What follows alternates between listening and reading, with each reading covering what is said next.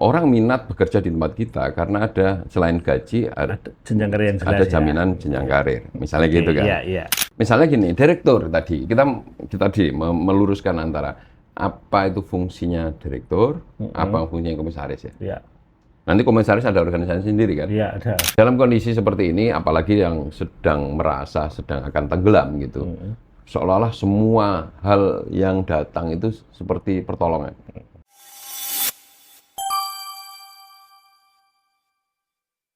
Kita kembali lagi ya Mas ya, materi terkait dengan fondasi bisnis.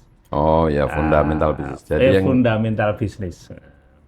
yang kita bicarakan apa ini Pak Abdirif? Nah, kemarin itu kan kita sudah bicarakan tentang fundamental bisnis, dari fundamental produk, kemudian sudah fundamental market, sudah kita bahas juga fundamental keuangan, dan yang terakhir ini kita bahas fundamental organisasi. Cuma begini Mas, kelihatannya beberapa tema terutama fundamental keuangan itu kelihatannya perlu ada sesi khusus lagi, beberapa yang mungkin perlu diperjelas ya, karena paling Berat. berat. Paling berat. Saya lihat juga itu penting karena fondasi atau fundamental keuangan itu terkait dengan jantung yang seharusnya punya fungsi memompa ke seluruh tubuh ya. Jadi kemarin memang beberapa kawan juga memberi masukan ini perlu ada sesi tambahan. Sesi tambahan. Mungkin nanti kita bicara di sub pembicaraan lah itu kan. Sub pembicaraan dari fundamental keuangan. Nah, tapi kali ini kita bahas terkait dengan fundamental organisasi. Nah, monggo Mas. Mungkin perlu ada produknya dulu gitu kan. Baik, Pak Jurif. Sebuah bisnis dijalankan, bagaimanapun juga itu kan dijalankan oleh orang ya. Oke. Oleh orang. Meskipun masih didirikan sendiri, dikonsep sendiri, dijalankan sendiri, dikelola sendiri ya Pak. Bagaimanapun juga orang yang mengerjakannya. Terus orang ini nggak mungkin sebenarnya benar-benar sendiri itu nggak mungkin. Iya. Yang benar-benar sendiri. Misalnya kita ambil contoh yang biasa dijalankan sendirian itu. Misalnya tukang bakso gitu ya.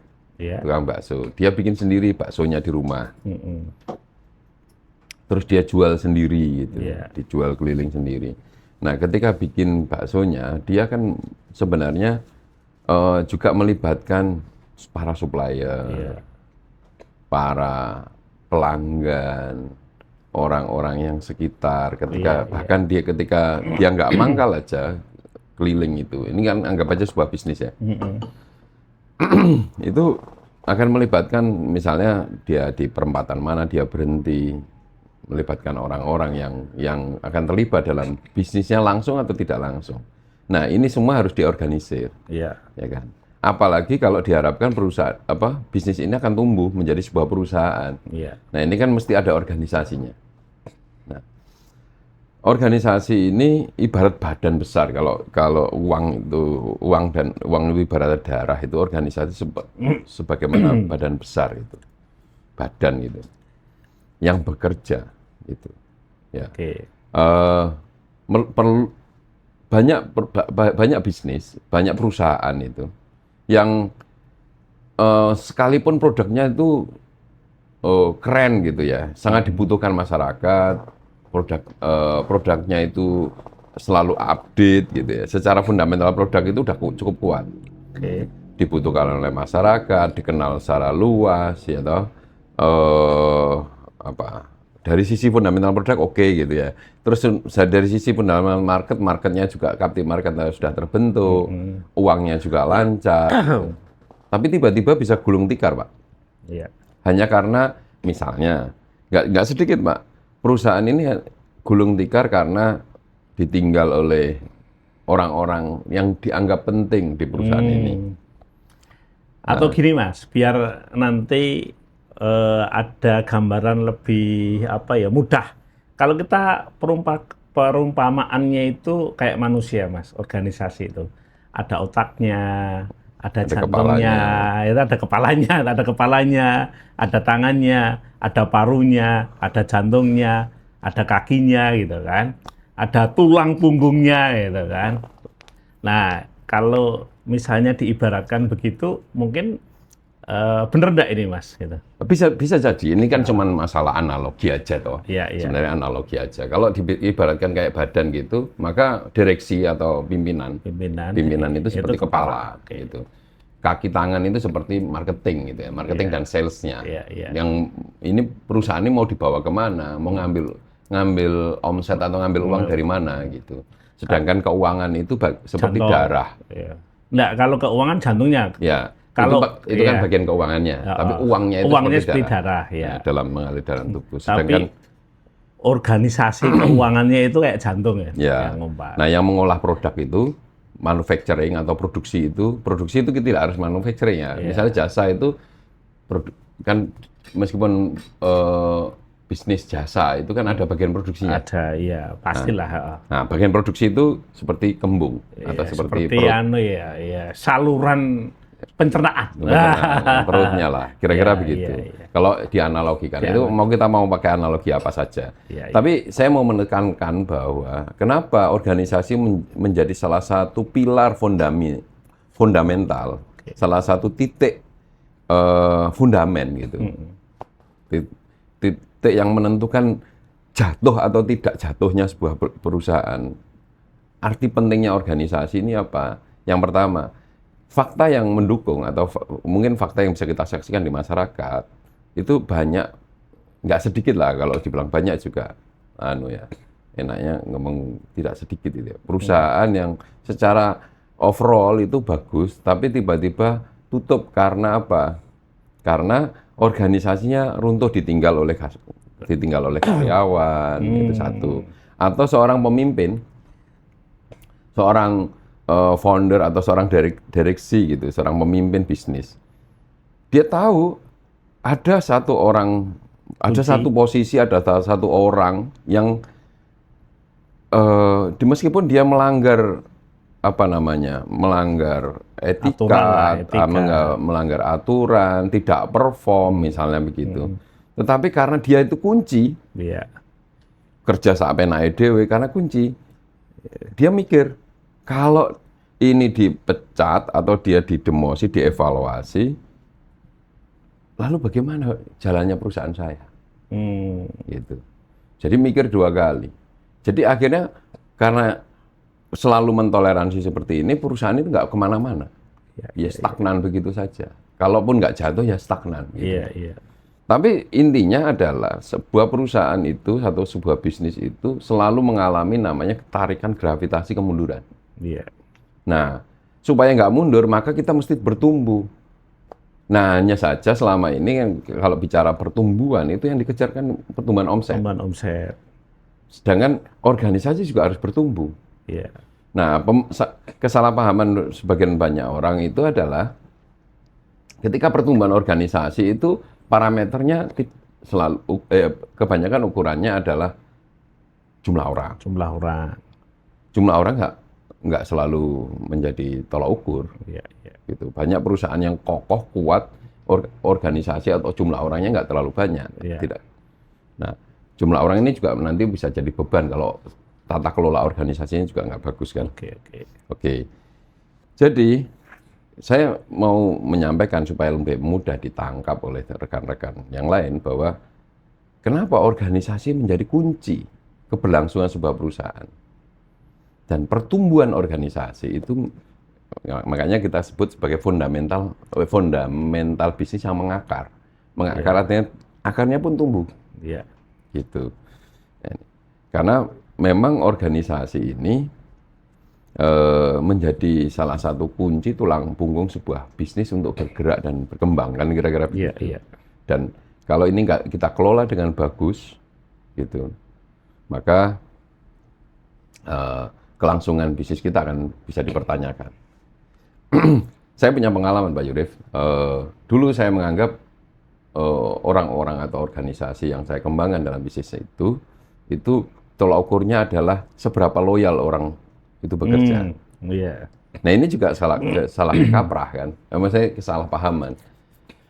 Orang yang bekerja lama, bekerja loyal artinya ukurannya lama, bekerja dengan di satu perusahaan itu oke, itu bisa dikatakan orang ini loyal. Cuman perusahaan itu kan nggak butuh loyalitas saja. Iya, Saya butuh produktivitas. Betul. Ya, tidak hanya butuh loyalitas saja. Saya juga butuh produktivitas. Tapi tidak hanya butuh produktivitas, juga butuh loyalitas. Iya. Nah, untuk mewujudkan itu, bagaimana kita membangunnya? Iya, Kan iya, gitu. iya. Oke. Nah, terus fenomena-fenomena yang ada adalah ketika perusahaan tumbuh, kita butuh orang-orang pintar, orang-orang hebat gitu. Lalu perusahaan itu oke, comot aja, baca ke sana, baca ke sini orang. Iya. Nah, ini mungkin untuk Jangka pendek. itu bagus bekerja, tetapi untuk membangun fundamental organisasi supaya bisa bertumbuh, ini agak riskan juga. Iya. Gitu. Nah, ini bab atau hal penting, maksudnya satu hal yang harus kita pahami bahwa organisasi bisnis ya Pak ya. Iya. ini adalah hal penting yang menjadi salah satu aspek tulang punggung bisnis itu tetap bisa bertahan dan terus berkembang. Oke. Long term. Mungkin gini Mas, biar mulai difahami ya oleh para pelaku usaha, khususnya para sahabat bisnis Nusantara. Nah, mungkin perlu dikasih satu gambaran Mas, kadang pondasi atau fundamental yang mengakar itu kan, terkait dengan organisasi. Nah, organisasi atau bentuknya itu kayak apa? Kan model-model organisasi itu kan banyak. Yeah. Nah, khususnya terkait dengan organisasi bisnis, nah mungkin bentuknya kayak apa? Kemudian tadi sudah di-spill sedikit, cara kita menempatkan orang di organisasi ini. Tadi kan Mas Wicak menyampaikan, mungkin membajak orang-orang yang sudah profesional atau gitu kan, melakukan proses rekrutmen dari nol, dididik, terus dia ditempatkan di organisasi yang menjadi kebutuhan perusahaan seiring dengan pertumbuhan omset, pertumbuhan perusahaan. Nah, mungkin kasih gambaran gitu kan. Poin-poinnya biar lebih mudah difahami oleh teman-teman para pembisnis. Oke. Sebelum lebih jauh kita ngomongin soal bagaimana membangun organisasi organiknya ya. Iya. Tetap kita bisa melihat organisasi bisnis itu dari berbagai macam aspek ya. Salah satu aspek pertama adalah yang kita perlu lihat adalah atau perlu kita kaji ya. Itu organisasi bisnis secara legal formal. Oke.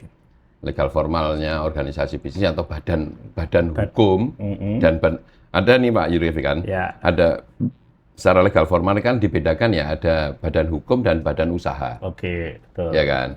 Nah, badan hukum di Indonesia ini kayaknya Pak Yurif lebih paham ini kan. Iya. Badan hukum di Indonesia ini yang memfasilitasi kegiatan usaha. Bisnis, ya. Itu bentuknya kan ada PT. Sebenarnya kalau badan hukum ada dua Mas, PT dan koperasi. Badan hukum PT badan dan hukum koperasi. ya. Oh iya, Ring. Badan hukum itu PT dan koperasi untuk usaha. Serta yayasan. Ya, kalau yayasan ini kan yang sosial. Oh iya. Kalau tidak untuk sosial, bisnis ya. Tidak untuk bisnis. Oke. Nah, walaupun nanti yayasan boleh mendirikan PT, boleh mendirikan koperasi. Tapi sebenarnya untuk badan hukum untuk usaha. Badan hukum. Kalau badan usaha CV itu melekat kepada personal pribadi. Okay. Nah, walaupun sekarang juga PT personal pun juga diperbolehkan. Walaupun itu saya melihat juga tidak terlalu menarik juga sebenarnya. Nah, ini perlu kawan-kawan yang sedang mau berbisnis atau sudah menjalankan bisnisnya, sudah lama maupun baru, perlu mengevaluasi kembali dan mempelajari lebih jauh tentang bentuk-bentuk badan hukum dan badan usaha. Oke, Yang saat ini, kalau yang belum sedang akan memulai, ini kira-kira bisnisku ini, atau bisnis yang akan dimulai ini, sebaiknya dalam bentuk badan hukumnya apa dan badan usahanya apa. Nah, itu perlu dikaji ulang. Sedikit kita sepil, Pak. Apa sih PT itu, Pak? Perseroan terbatas itu apa, Pak? Kira-kira, Pak? Nah, sebenarnya kan ya tadi PT ini kan karena berbadan hukum, kan, maka proses yang harus dilalui itu pasti proses yang berhubungan dengan institusi yang memberikan sebuah keputusan, sebuah usaha ini secara resmi, secara legal itu di hadapan negara, gitu kan.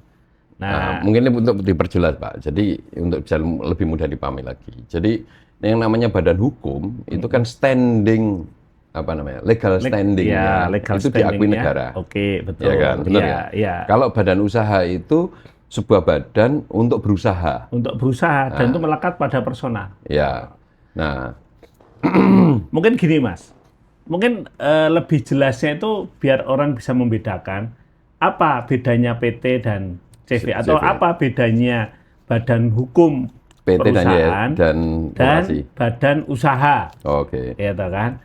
Kalau jadi begini, kalau sebuah badan hukum misalnya PT itu sebenarnya kekayaan PT ini terpisah dengan kekayaan pribadi di mata hukum. Iya, dan statusnya itu sebenarnya orang yang menyerahkan modalnya ke PT tersebut, ke badan hukum tersebut, itu sebenarnya tidak ada kaitannya dengan kekayaan pribadi, karena ini nanti sudah menjadi kekayaan perusahaan.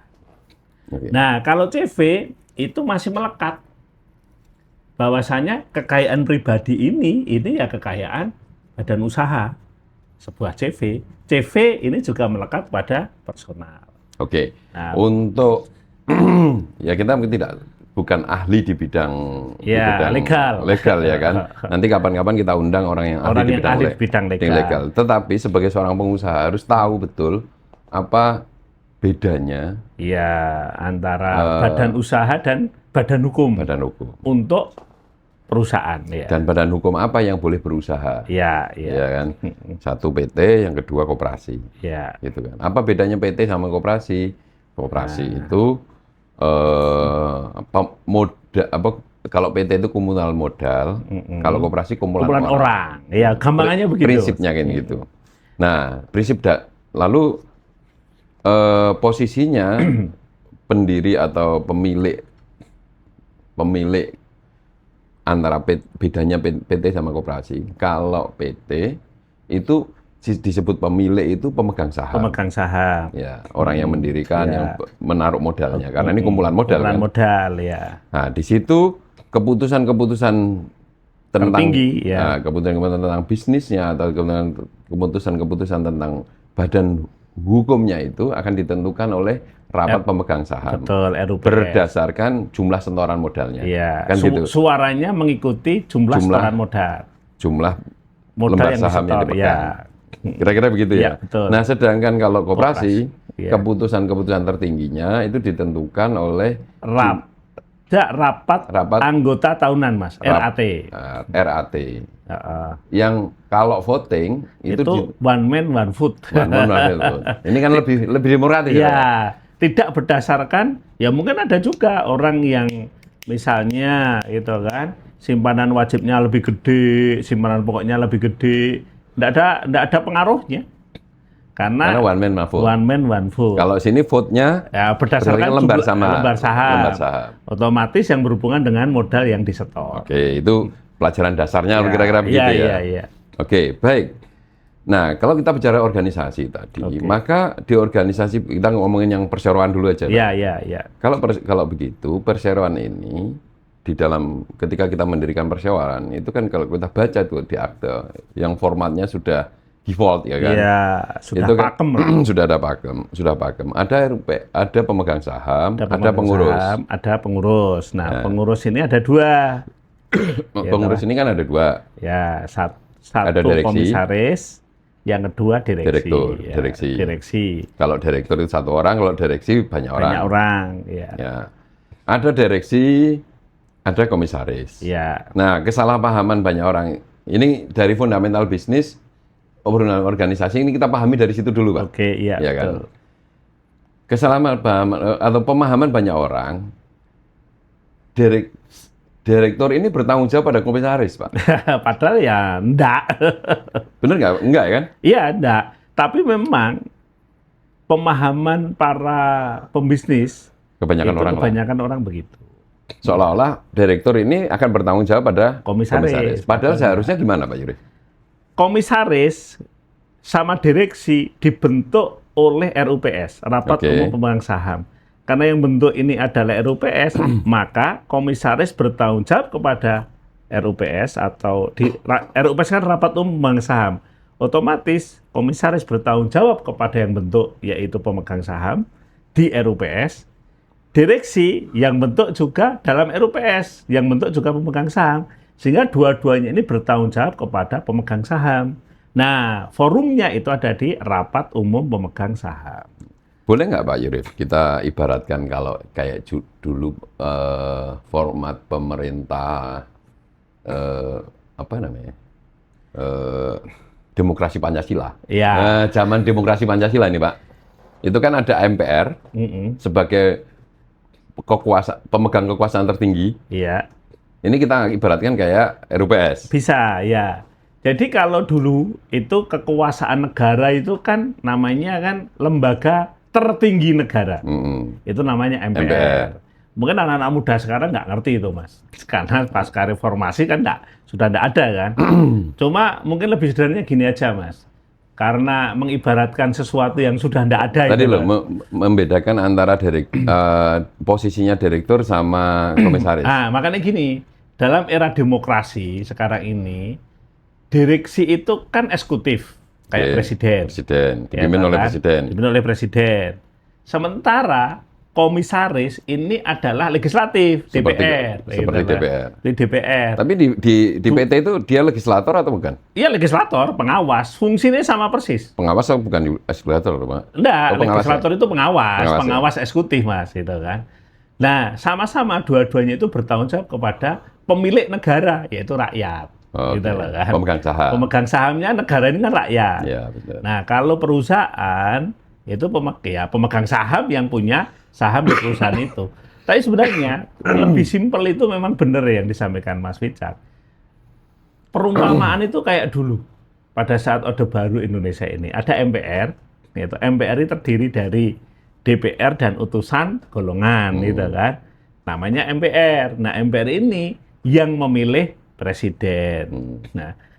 Nah, cuma MPR kan tidak memilih DPR, Mas. Hanya presiden saja. Karena nanti presiden menjadi mandataris MPR. Yang dulu. Cuma ini kalau diperumpamaan dengan perusahaan, dengan PT, ini pemiliknya siapa? Pemiliknya kan rakyat negara ini.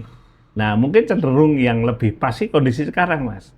Jadi rakyat ini punya negara, saham terhadap negara. Yo bayar pajak, itu kan otomatis kan yang punya negara.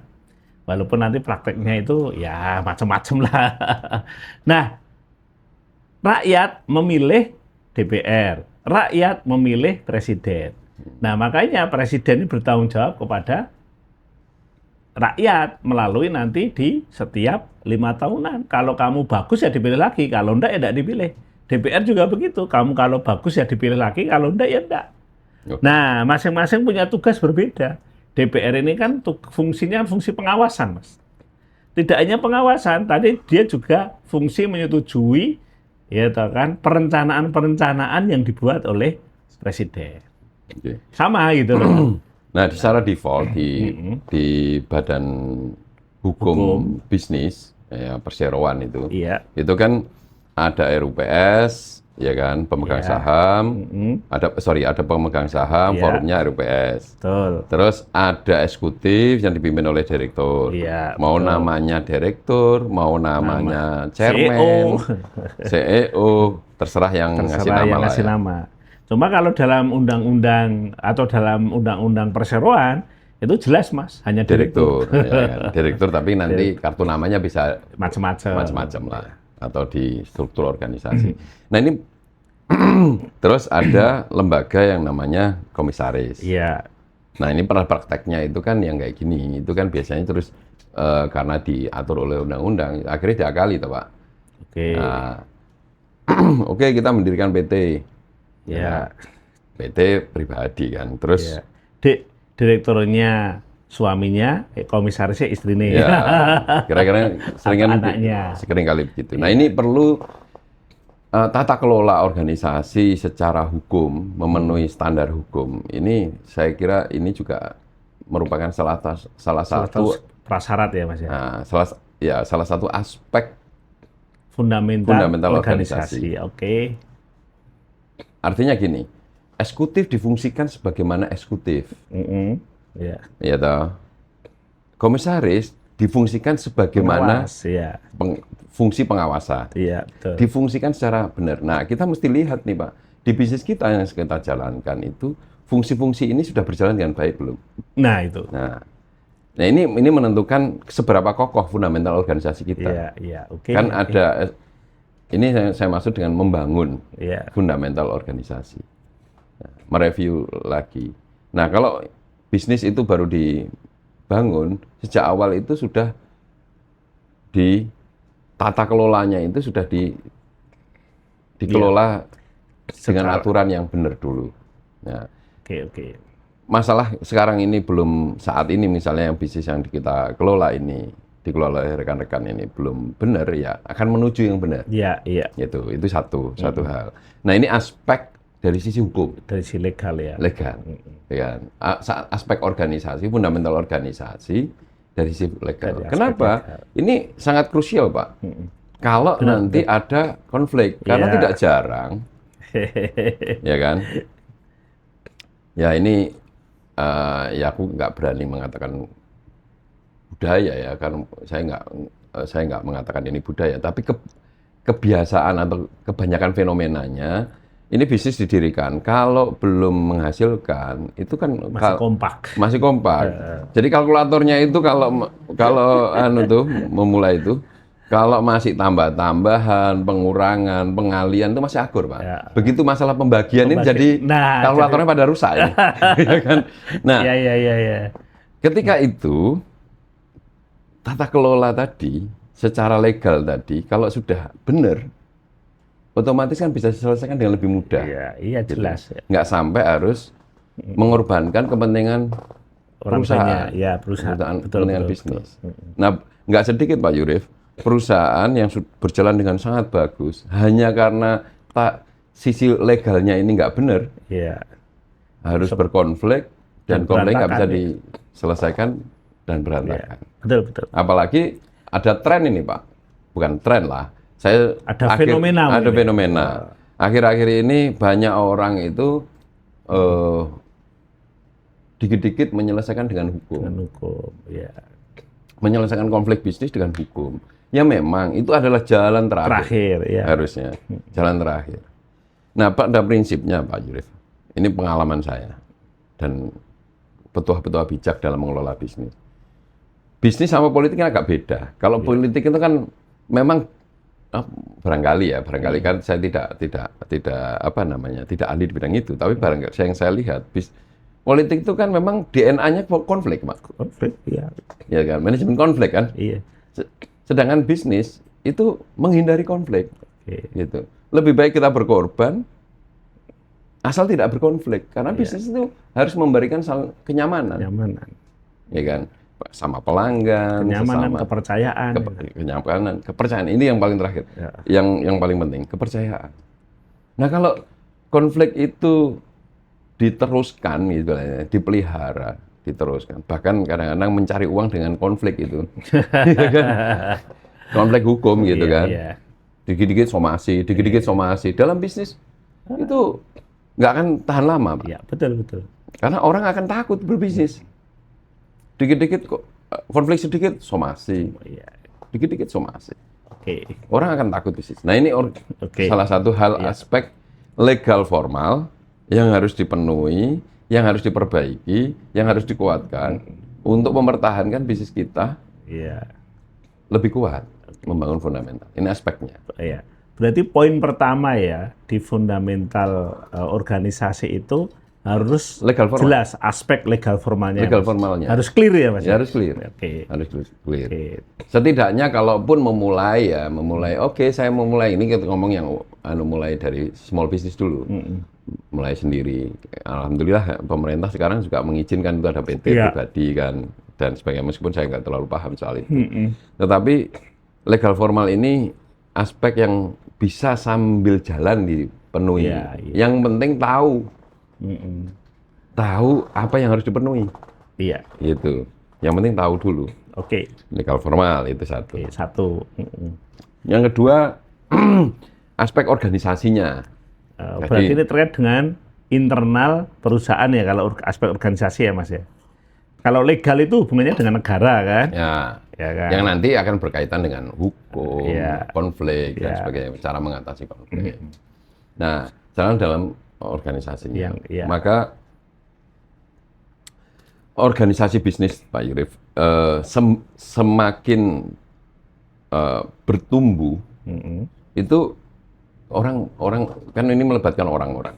Yang harus dibangun dan semakin dikuatkan adalah yang pertama ini struktur organisasinya. Struktur organisasi ini terkait sama kejelasan job desk-nya. Atau kebutuhan, Mas. Ya, struktur. Nah ini struktur organisasi yang efektif dan efisien. Itu yang penting. Iya, betul. Membangun struktur organisasi yang efektif dan efisien serta jelas gitu, apa istilahnya, Pak? Job desk-nya itu jelas. Ya, tugas pokok fungsinya jelas. Tugas pokok fungsinya jelas. Kalau kita di bisnis kan istilahnya job desk. Kalau di pemerintah namanya tupoksi kan. Job desk. Nah, job desk itu menurut teori saya, job desk itu setidaknya ada 4 aspek dalam membangun job desk. Kenapa ini job desk penting dulu itu kira-kira? Mas, mungkin sebelum ini kalau di pemerintahan tadi kan, kalau di bisnis job desk. Kalau tadi Mas Wicak menyampaikan kalau struktur bisnis itu efektif efisien. Kalau di pemerintah itu ada, Mas, miskin struktur kaya fungsi. Gimana itu, Pak? Miskin strukturnya miskin, sedikit gitu kan. Tapi yang sedikit itu fungsinya banyak. Nah, ini untuk menjamin efektif efisien ya. Sesuai dengan kebutuhan. Seharusnya begitu. Walaupun kok prakteknya beda, Mas. Karena kan mesti isunya itu adalah miskin struktur, kaya fungsi. Nah, ini dalam bisnis kan, bisnis itu kan menghasilkan keuntungan. Organisasi itu merupakan faktor produksi. Manpower itu faktor produksi, ya kan. Tetapi sekaligus beban kan, Pak. Iya, betul. Sekaligus beban. Jadi kalau nggak efektif, efisien, tentu organisasi ini menjadi beban. Oleh karena itu, salah satu aspeknya untuk tidak menjadi beban itu job desk-nya harus jelas. Kita mungkin sering dengar ada istilah jenjang karir. Untuk ini banyak salah pahami, Pak. Orang minat bekerja di tempat kita karena ada selain gaji ada jenjang karir yang jelas, ada jaminan jenjang karir, misalnya gitu kan. Itu saya kira dipahami banyak orang. Oleh pelaku usaha juga dipahami dengan sangat dihafal dengan baik gitu. Cuman bagaimana membangun jenjang karir di dalam bisnis kita? Setiap struktur organisasi mulai dari direktur, manajer, supervisor, operator gitu kan, secara umum kan gitu. Nah, boleh setinggi apapun, berapa level, ada yang 3, paling pendek 3, sampai ke 5, ada yang 7, sampai ada yang 15. Ada yang 15. Gitu. Nggak apa-apa, mau panjang. Tapi apakah itu efektif, efisien nggak? Oke. Sesuai dengan kebutuhan. Berarti apa ya, struktur itu kalau di bisnis itu senantiasa berorientasi pada efektif dan efisien. Efektif, efisien. Efektif, efisien. Nah, untuk bisa menjamin efektivitas dan efisiensi organisasi bisnis, itu salah satunya adalah job desk. Oke, salah satunya adalah job desk. Ya. Job description. Misalnya gini, direktur tadi, kita tadi meluruskan antara apa itu fungsinya direktur, apa fungsinya komisaris ya. Ya. Nanti komisaris ada organisasi sendiri kan? Iya, ada. Ada organisasi sendiri. Kita ngomong yang eksekutif aja, ada fungsinya direktur. Pertanyaannya, job desk-nya direktur ini apa? Jangan-jangan nggak jelas. Gitu kan?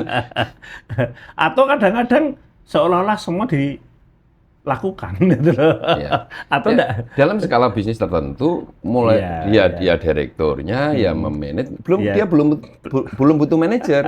Iya. Dia sendiri yang melakukan ya. Iya, direktur ini kan sebenarnya manajer kan, Pak. Manajer. Tapi manajer kan ada banyak level. Iya. Ada level bawah. Nah, ini kebetulan organisasinya belum membutuhkan banyak level. Okay. Baru direkturnya ini yang mengatur semuanya. Iya. Dibantu oleh operator. Iya. Pelaksana. Berarti baru ada 2 level nih. Ada 2 level. Direktur dan operator atau pegawai. Pegawai ya. Nah, idealnya bisnis itu semakin kompleks pekerjaannya, semakin tumbuh, semakin banyak, semakin berjenjang, gitu. Untuk bisa membangun jenjang tadi, Pak, jenjang karir tadi, syarat pertama adalah menentukan atau membangun, memperjelas job desk-nya. Job desk posisi itu tadi apa? Misalnya direktur, ini job desk-nya apa direktur? Operator tadi, operator fungsinya apa? Job desk-nya apa? Nah, sebelum jauh lebih ke sana, kita pahami dulu apa itu job desk. Job deskripsi. Dalam bisnis, job deskripsi itu minimal mempunyai syaratnya harus memperjelas 4 aspek, Pak. Kalau dibikin kuadran gitu. Iya. Ada 4 aspek. Iya. 4 kamar itu. 4 kamar. Iya. Kalau bikin kuadran 4 kamar. 4 kamar. Yang pertama adalah job desk ini harus menerangkan fungsinya jabatan itu apa. Fungsi. Ya. Ya tahu. Fungsi ini diterjemahkan pada tugas. Ya. Jadi ada fungsi, ada tugas. Jadi tugas ini menerjemahkan kalau tugas-tugas ini dilaksanakan, berarti fungsinya berlaku. Fungsinya ada gitu ya. Nah, fungsinya terlaksanakan. Gitu. Iya. Jadi fungsi dia ini berfungsi. Dia berfungsi. Jadi fungsi ini diterjemahkan pada tugas-tugas. Jadi ada fungsi, ada tugas. Nah, ini agak sulit ini kalau orang yang nggak paham. Itu bedanya fungsi dan tugas ini apa? Ya kan? Ya, nanti kita kasih contoh. Nah, kuadran ketiga, sisi kanan, kanan atas, ini fungsi, ini kunci. Kita membuat satu jabatan, ini fungsinya apa? Fungsinya apa? Gitu. Nah, supaya punya fungsinya harus diterjemahkan dalam tugas-tugas harian. Nah, tolak ukurnya keberhasilan fungsi ini sudah terlaksana dengan baik disebut kita di kamar sebelahnya itu, di kuadran sebelahnya, yaitu tanggung jawab. Indikator fungsinya ini tanggung jawabnya apa? KPI-nya ada di sini nih. Jadi tanggung jawab itu ya nanti isinya KPI. Tanggung jawabnya apa? Jabatan itu tanggung jawabnya apa? Jadi ini ada fungsi, ada tugas, ada tanggung jawab.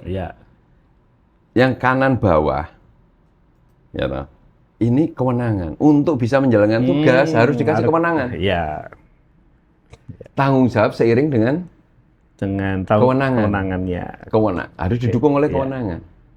Kalau ada tanggung jawab, ada kewenangan. Ada kewenangannya. Kalau ada fungsi, ada tugas. Ada kewenangan. Ya. Kalau dikasih tugas, dikasih kewenangan, mandul dia.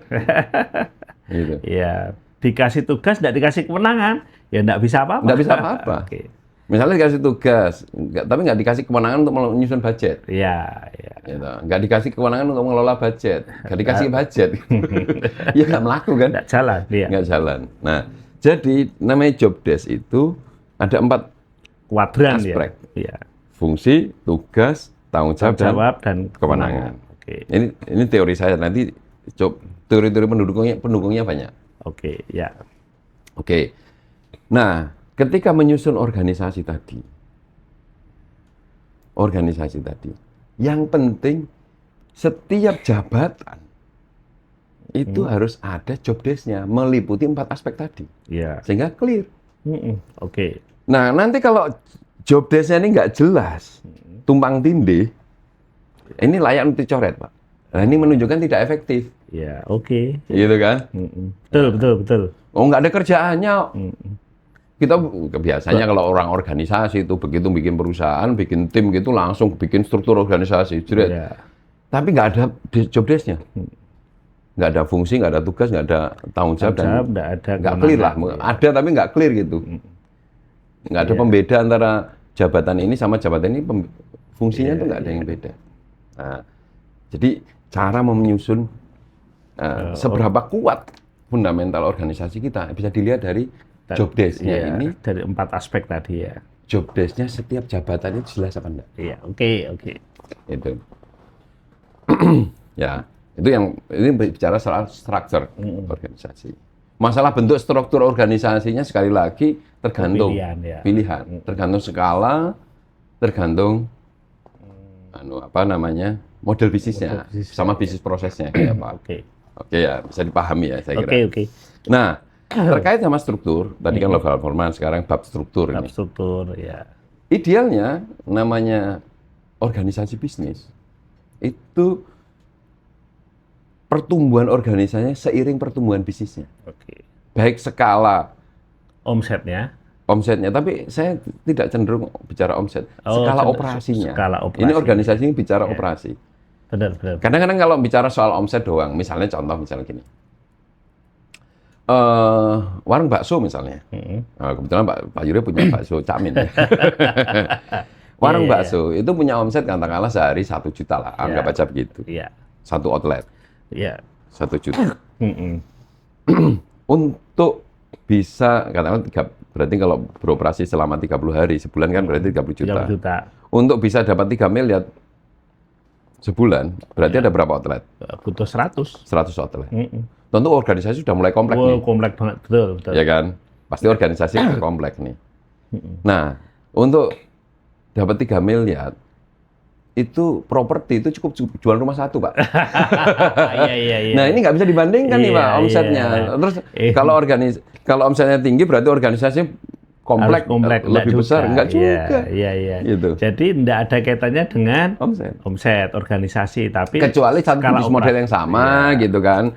Kita bandingkan semakin tinggi omsetnya, siapa yang bisa bisnis model yang sama, omsetnya semakin tinggi, tapi organisasi semakin ramping, berarti keren itu. Lebih efektif. Tapi belum tentu lebih kuat, Pak. Oke. Ramping baru efektif ya? Baru efektif. Belum tentu juga efisien. Nah, belum tentu juga kuat. Kuat ya. Oke. Jadi ini struktur organisasi, bentuknya berapa jenjang itu tergantung tadi ya. Seberapa kompleks kebutuhan organisasi. Jadi terkait dengan organisasi hubungannya dengan operasional. Ya, operasional. Nah, ini ada kaitannya dengan manajemen, fungsi manajerial. Ada perencana, pelaksana, kontrol, monitoring, ya kan? Iya. Monitoring dan controlling. Iya. Gitu. Nah, ini organisasi disusun berdasarkan itu, job desk itu berdasarkan itu, Pak. Iya. Fungsi manajerial. Oke. Ini dari sisi struktur. Jadi seberapa panjang struktur organisasi kita tergantung kompleksitas. Ya, kompleksitas pekerjaan operasinya, bisnisnya. Oke. Gitu kan. Oke. Aspek yang ketiga adalah bicara soal rekrutmen dan development people. Jadi rekrutmen dan development orang. Orang. Karyawan lah. Jadi kita baleni sedikit, Pak, tentang struktur organisasi.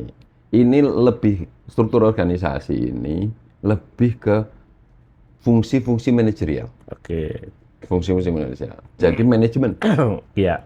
manajemen. Ya. Nanti aspek-aspek tinjauannya adalah tinjauannya manajemen. Kekuatan manajemennya itu seberapa clear job desk-nya. Gitu. Oke.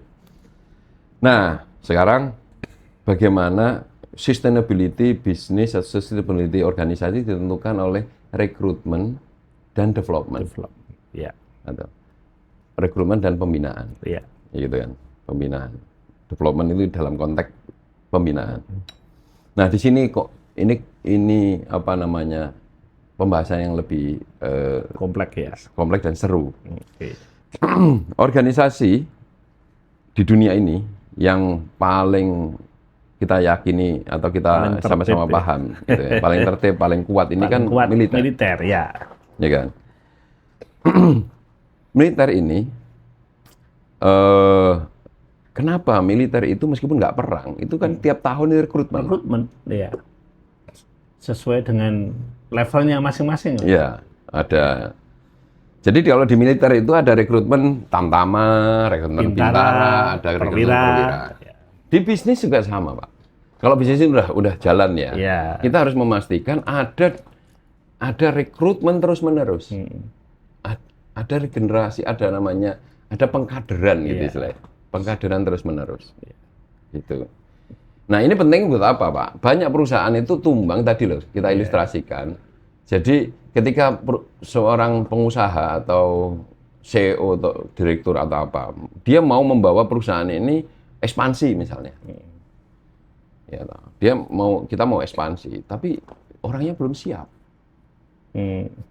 Dipaksakan tumbang, Pak. Inilah kenapa banyak misalnya jaringan bisnis, banyak jaringan jaringan bisnis misalnya jaringan warung, jaringan apa namanya outlet, yang sempat tren itu beberapa satu dekade yang lalu mungkin itu warung makan gitu, bikin warung bakso gitu, bikin sekian outlet, sekian ratus outlet itu misalnya. Nah, tiap minggu buka satu outlet baru, tiap minggu buka satu baru. Padahal satu outlet ini butuh seorang perwira satu, seorang manajemen satu, manajer satu, satu orang manajer. Nah, dari mana dapatnya? Bisa lah comot-comot gitu. Tapi kan membangun kultur yang sesuai job desk-nya harus jelas dan sebagainya. Ya itu. Ini kan perlu pembinaan tadi ya. Ya. Perlu rekrutmen terus-menerus. Iya. Kan orang yang kita rekrut ketika hebat-hebatnya Pak rekruter ya, Pak. CV-nya oke, gitu. CV-nya oke, interviewnya oke, ya kan. Begitu mungkin dia hebat di perusahaan lain gitu. Begitu masuk di perusahaan kita belum tentu juga. Karena model bisnisnya berbeda mungkin. Model bisnis prosesnya berbeda.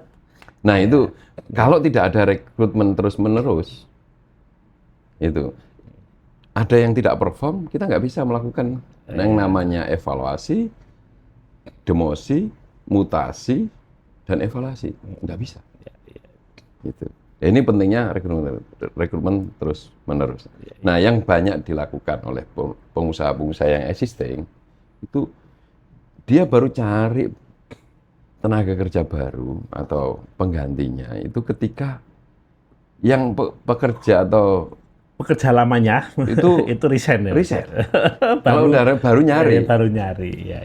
Ada kekosongan, lalu kita mau mengevaluasi, kita mau nge-push ekspansi atau apa itu tidak bisa. Iya.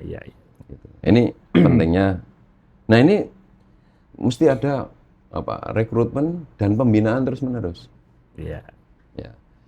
Nah, kalau rekrutmen dan pembinaan,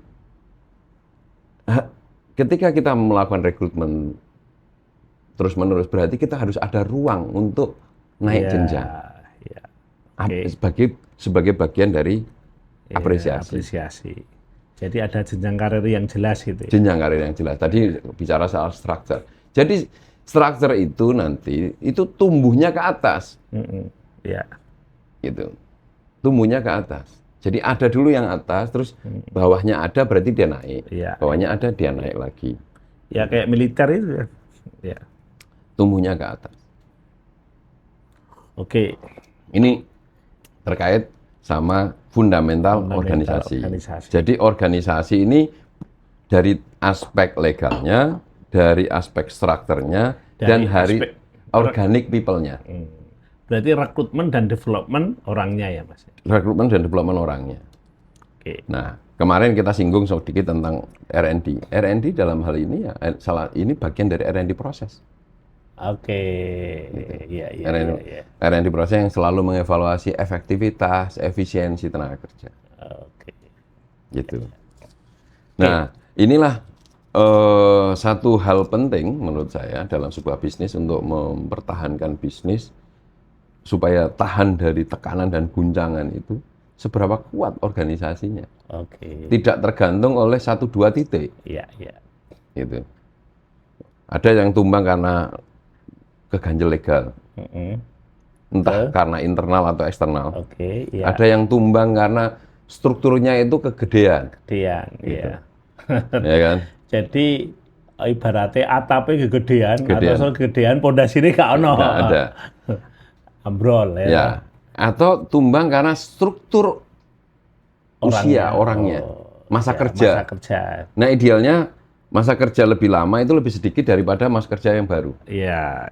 Gitu. Betul. Itu supaya bisa lari lebih cepat. Gitu. Oke. Ya.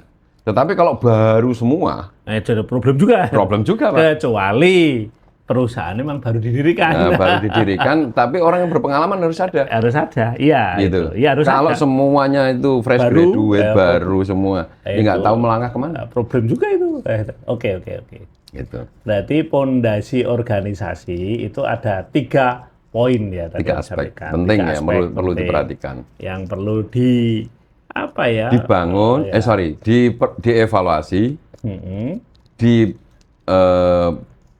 dievaluasi dan dibangun terus-menerus. Iya. Gitu.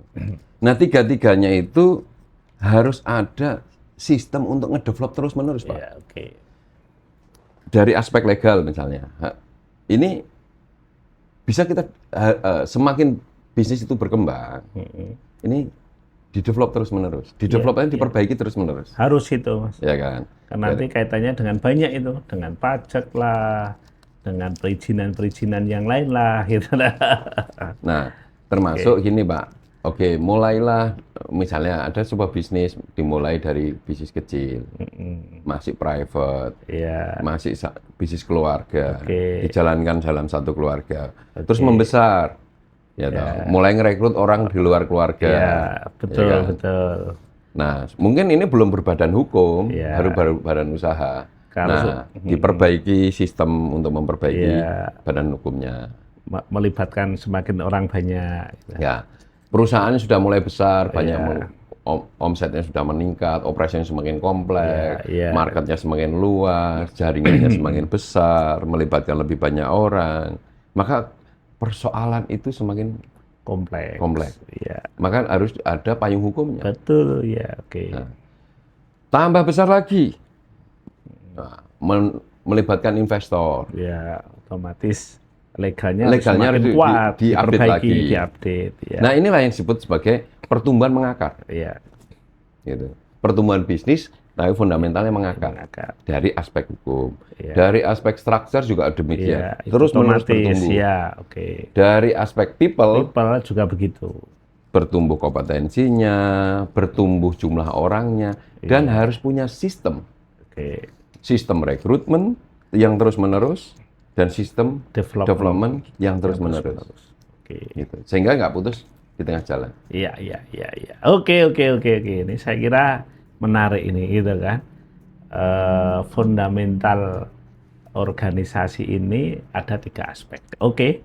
Nah, ada lagi mungkin, Mas, yang perlu dikasih penjelasan lebih dalam, gitu kan. Tapi saya kira itu juga sudah cukup holistik ya? Cukup. Tapi kunci-kunci ya? Kunci-kunci ya. Kalau mau dibahas lebih lanjut, nah, mungkin di banyak hal nanti studi kasus ya. Nah, Pak Yurif, hari ini isu besar yang sering kita tangkap ya, dalam pembicaraan-pembicaraan warung kopi maupun diskusi di sosial media yang menyikapi seolah-olah bukan seolah-olah, ini fakta atau asumsi ya. Asumsi ya. Hari ini ekonomi sedang tidak baik-baik aja. Iya. Kondisi sedang uncertainty, tidak jelas. Market sedang berubah. Iya. Kondisi ekonomi apalah, sedang krisis atau apa. Oke. Maka yang dirasakan oleh para pelaku usaha, pelaku bisnis, ya, para pebisnis saya kira bukan hanya di Indonesia tapi di seluruh dunia, sedang mengalami tekanan. Yeah. Nah, lalu banyak pertanyaan, saya harus bagaimana, gitu kan? Maka satu hal yang mungkin bisa dilakukan, duduk sebentar, evaluasi organisasi bisnismu. Organisasi bisnis kita dari 3 aspek tadi. Iya. Legalnya bagaimana? Strukturnya terlalu bengkak atau terlalu kecilan? Iya. Jangan-jangan terlalu kekecilan sehingga overload semua. Iya.